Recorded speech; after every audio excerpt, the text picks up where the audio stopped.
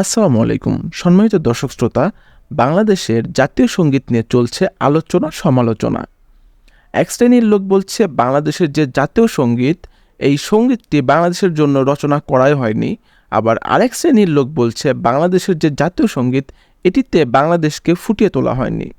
তো চলুন আমরা প্রথমে আলেম সমাজ থেকে এই বিষয়ে কিছু কথা শুনবো এবং তারপর আমরা এই ব্যাপারে কথা বলার চেষ্টা করব। জাতীয় সঙ্গীতে সুস্পষ্ট কয়েকটি শিরক রয়েছে। খুব গুরুত্বপূর্ণ একটি বিষয় এবং সেন্সিটিভ বিষয়, একটু মনোযোগ সহকারে শুনেন। আলেম ওলামারা যে এটাকে শিরক বলে, কি কারণ বলে, কয়েকটা কারণ আমি আপনাদের দেখাচ্ছি। পাশাপাশি একটা জিনিস মনে রাখবেন, বাংলাদেশের যে জাতীয় সঙ্গীত, এই জাতীয় সঙ্গীতে বাংলাদেশের নামই উল্লেখ নাই, বাংলাদেশ নামটা উল্লেখ হয় না। এবং কি রবীন্দ্রনাথ ঠাকুর এই জাতীয় সঙ্গীতটা কোন ইতিহাসের প্রেক্ষাপটে লিখেছিলেন, এটাও আমরা অনেকে জানি না। যখন বঙ্গভঙ্গ হয়, অর্থাৎ আমাদের বাংলাদেশের এই অঞ্চলগুলো, যে অঞ্চলগুলো ছিল, এগুলা কিন্তু অনেক ক্ষেত্রে বৈষম্যের শিকার ছিল। বড় বড় কলকারখানা, বিভিন্ন ফ্যাক্টরিগুলা সব হতো ওইদিকে, আমাদের এদিকে এই জিনিসগুলো আসতো না। যার কারণে এই বঙ্গভঙ্গ যখন হয়েছিল, আমাদের এখানেও পরিকল্পনা ছিল যে আমাদের এখানে ফ্যাক্টরি হবে, নিজস্ব কারখানাগুলো হবে। এটা যখন হলো এবং ভাগ হয়ে গেল, ওই সময় রবীন্দ্রনাথ ঠাকুর যেন এটা ভাগ হতে না পারে, আমাদের নামে আলাদা বিশ্ববিদ্যালয় যেন না হয়, এটার পর্যন্ত তিনি বিরোধিতা করেন। পাশাপাশি এই ভাগ যেন না হতে পারে, এই জন্য তিনি ওই সময় এই জাতীয় সঙ্গীত হিসেবে যেটা আমরা জানি, এটাকে তিনি রচনা করেন এবং এটাকে তিনি প্রকাশিত করেন। এবং কি উইকিপিডিয়ার তথ্য মতে জানা যায়, রবীন্দ্রনাথ ঠাকুর এই জাতীয় সঙ্গীতটাও চুরি করে নিয়েছেন, বিভিন্ন জায়গা থেকে তিনি চুরি করেছেন এই জাতীয় সঙ্গীতটা। এটা একটা গুরুত্বপূর্ণ তথ্য। সুতরাং এই জাতীয় সঙ্গীত নিয়ে আলেমরা কেন দ্বিমত করে, এর কয়েকটা কারণ রয়েছে। এবং মনে রাখবেন, আমরা গবেষণা ছাড়া এই জিনিসগুলো কিন্তু বলছি না। ইউনিভার্সিটিতে বাংলার উপর আমরা পড়ালেখাও করেছি এবং কি আমি নিজেও ইউনিভার্সিটিতে পড়ালেখা করে honours masters first class first হয়ে গবেষণা করে এটা আপনাদের সামনে প্রকাশিত করছি। আমরা দেশের বিরোধী কোনো কথা বলছি না। এখানে জাতীয় সঙ্গীতের মধ্যে একটা জিনিস দেখেন, এখানে প্রথমেই কিন্তু বলা হয় যে চিরদিন তোমার আকাশ তোমার বাতাস, এই কথাটা বলা হয়। অথচ আকাশ বাতাস একমাত্র আল্লাহ রাব্বুল আলামিনের, যেটা আল্লাহ কোরআনে অসংখ্য জায়গায় বলেছেন, লিল্লাহি মা ফিস সামাওয়াতি ওয়া মা ফিল আরদ, এভাবে আল্লাহ রাব্বুল আলামিন জানিয়েছেন, যেটা কোরআনের বিধানের সুস্পষ্ট বিরোধী। আরেকটা জিনিস দেখেন এই জায়গায়, এখানে ওমা নামে একটা শব্দ তৈরি করা হয়েছে, বলা হয়েছে যে ওমা ফাগুনে তো রামের বনে, ওমা দিয়ে উল্লেখ করা হয়েছে, তার মাকে উল্লেখ করা হয়েছে। হিন্দুদের একটা কালচার হলো, তারা বিভিন্ন জিনিসকে দেবতা বানায় এবং দেবতাকে তারা মা হিসেবে আখ্যায়িত করে। দেখবেন গরুকেও তারা মা বলে, এই কাজটা কিন্তু তারা করে। তো যে জিনিসকে তারা পূজার মতো করে করে, ভক্তির মতো করে করে, এটা তাদের একটা সংস্কৃতি বা শব্দ, যে তারা মা হিসেবে সম্বোধন করে। এখানে যে মা হিসেবে সম্বোধন করছে, এটার মাধ্যমে একটা হিন্দুয়ানি কালচার কিন্তু এখানে ঢুকে গিয়েছে। এবং বিশেষ করে এই সবগুলোর ক্ষেত্রে যেগুলো আল্লাহর সৃষ্টি, এই জিনিসগুলাকে তাই মানে ওমা বলে এখানে উল্লেখ করেছে, এইভাবে বলা হচ্ছে। যার কারণে আলেমরা বলছে এটা একটা সুস্পষ্ট শিরক। অনেকগুলো শিরক মিশ্রিত শব্দ এই জাতীয় সঙ্গীতের মধ্যে রয়েছে। দেখেন, আমরা কিন্তু অরিজিনালি যে জাতীয় সঙ্গীত বিরোধী বা দেশ বিরোধী এমন কোনো মানুষ নই। আমরা দেশকে ভালোবাসি। বাংলাদেশের সার্বভৌমত্ব রক্ষার যদি প্রশ্ন আছে, সর্বপ্রথম আলেম ওলামারা এটাই দাঁড়িয়ে যাবে। এবং কি আলেমরাই সবচেয়ে বেশি দেশকে ভালোবাসে। আপনারা দেখেছেন, ব্রিটিশ বিরোধী আন্দোলন থেকে নিয়ে শুরু করে যত বৈপ্লবিক কাজ হয়েছে, সব জায়গায় আলেমদের অ্যাক্টিভিটি রয়েছে। এবং কি রাসূল সাল্লাল্লাহু আলাইহি ওয়াসাল্লাম নিজেও দেশকে ভালোবাসতেন। তো চলুন এবার এই বিষয়ে আমরা কিছু কথা বলি। প্রথম কথা হচ্ছে, আপনি কি জানেন শিলাইদহের ডাকপিয়ন বাউল গগনচন্দ্র দাশের রচিত আমি কোথায় পাবো তারে গানটির সুর অনুসারে রচিত হয় আমার সোনার বাংলা, এবং এটি কিন্তু সত্য। এবং পরবর্তীতে কবি রবীন্দ্রনাথ ঠাকুর এটি নিজের বলে চালিয়ে দিয়েছিলেন। বাউল গগনচন্দ্র দাশকে কোনো প্রকার ক্রেডিট দেওয়া হয়নি।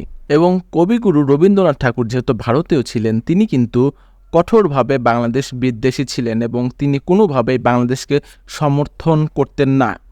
আর তার চেয়ে বড় কথা, আমাদের বাংলাদেশ যখন স্বাধীন হয়েছিল 1971 সালে, তারপরেই তো আমরা একটি স্বাধীন দেশ পেয়েছিলাম। অথবা আমরা বর্তমানে যে দেশে বাস করছি, একটি দেশ, এই দেশ কিন্তু তখন বাংলাদেশ ছিল না। এই দেশ কিন্তু তখন পাকিস্তানের একটি অংশ ছিল। এবং কবিগুরু রবীন্দ্রনাথ ঠাকুর তিনি কিন্তু বাংলাদেশের মুক্তিযুদ্ধ দেখাননি। তার মৃত্যু হয়েছিল 1945 সালে এবং তার মৃত্যুর অনেকগুলো বছর পরে আমাদের দেশ স্বাধীন হয়েছে। তখন আমার কথা হচ্ছে, তিনি যেহেতু স্বাধীন দেশ দেখেননি, তিনি যেহেতু স্বাধীন দেশ নিয়ে কোনো সঙ্গীত রচনা করেননি, তো কিভাবে 1905 সালের একটি সঙ্গীত বাংলাদেশের জাতীয় সঙ্গীত হতে পারে? আর যেখানে বাংলাদেশের কথা উল্লেখই করা হয়নি, যেখানে শুধুমাত্র বাংলার কথা বলা হয়েছে, সেটা এপার বাংলা না ওপার বাংলা, সেটাও কিন্তু আমরা সঠিকভাবে জানি না। তো যাই হোক, আমরা চাইলেই কিন্তু আমাদের জাতীয় সঙ্গীতটাকে সংস্কার অথবা পরিবর্তন করতে পারি। আপনারা হয়তোবা জানেন যে অনেক দেশেই কিন্তু জাতীয় সঙ্গীতকে সংস্কার এবং পরিবর্তন করা হয়েছে। তো তারা যদি করতে পারে, আমরা কেন পারবো না? তো আমি আরেকটি ছোট্ট এভিডেন্স দেখাতে চাই এবং তারপরে আমি আমার বাকি কথা শেষ করতে চাই।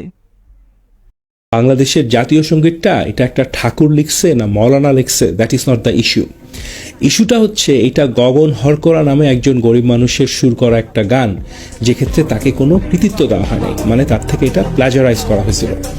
নাম্বার 2, এই গানে যে বাংলার কথা বলা হচ্ছে, সেটা কি পূর্ব বাংলা না পশ্চিম বাংলা সেটা কোথাও ক্লিয়ার করে বোঝা যায় না। আপনি যদি আজকে মেক্সিকো কিংবা কানাডা জাতীয় সঙ্গীত লিখতে যেয়ে নর্থ আমেরিকার কথা লেখেন, তাহলে ব্যাপারটা যেমন দাঁড়াবে এই গানটার অবস্থাটাও ঠিক সেরকম। এই গানের এক জায়গায় বলা হচ্ছে, মা তোর বদন খানি মলিন হলে আমি নয়ন জলে ভাসি। মানে হচ্ছে, মা তুমি যখন কোনো বিপদে পড়া, তোমার মুখটা যখন মলিন হয়ে যায়, তখন আমি হচ্ছি তোমার সেই সন্তান যে আইসা কান্নাকাটি শুরু করি। আপনি যদি নিতান্ত একটা স্টুপিড কিংবা অকর্মা একটা সন্তান না হয়ে থাকেন, এই লাইনটা শুনলে কিন্তু আপনার বিরক্ত লাগার কথা। এবং এই জাতীয় সঙ্গীতটা নিয়ে মেইন প্রবলেমের জায়গাটাও হচ্ছে এটা।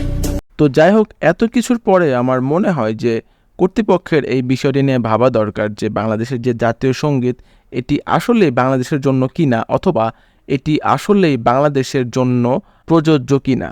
তো যাই হোক, ছোট সময়ের প্রস্তুতিতে আমি চেষ্টা করেছি এই কনসেপ্টটি ক্লিয়ার করার। আর আপনাদের যদি এরপরও এই কনসেপ্টটি ক্লিয়ার না হয় তাহলে আমাদেরকে কমেন্টে জানাবেন। আমরা পরবর্তীতে ফুল একটি ডকুমেন্টারি ভিডিও নিয়ে আসব এবং আমি চেষ্টা করব সম্পূর্ণ ক্লিয়ার করতে যে আসলেই বাংলাদেশের যে জাতীয় সঙ্গীত এটি বাংলাদেশের জন্য রচিত হয়েছিল কি না।